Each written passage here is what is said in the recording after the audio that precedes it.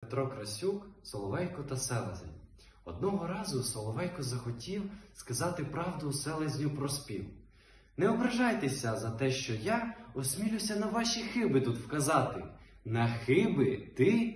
І селезень сердито зирк на солов'я.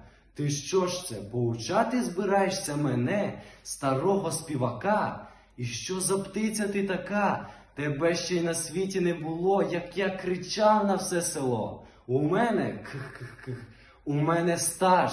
Не гнівайтесь, про стаж я знаю, і стаж я не чіпаю. Все ж зауважую, що голос ваш, мій голос, ні, ти не доріс, мій друже, щоб мені смів зауваження давати, щоб я та слухав солов'їв, ти бач, чого він захотів. Я не дозволю компрометувати ні стаж мій, ані спів. Одначе, щоб співати, не стаж, а голос треба мати.